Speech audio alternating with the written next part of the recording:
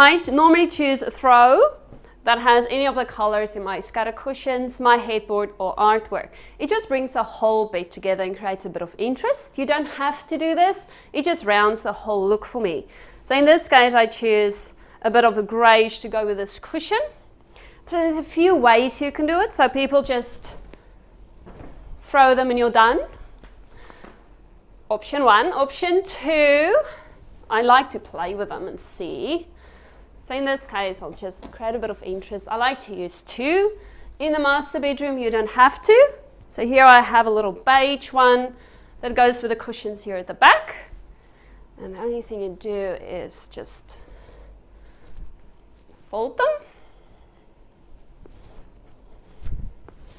Shake them out. And then just drape them nice and neat. And then lift this one up. And then I'll quickly do the other side.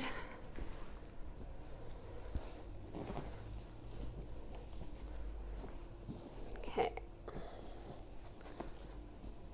So, as you can see, it just creates a bit of a interest in the bed, makes it nice and full, very luxurious for a master bedroom.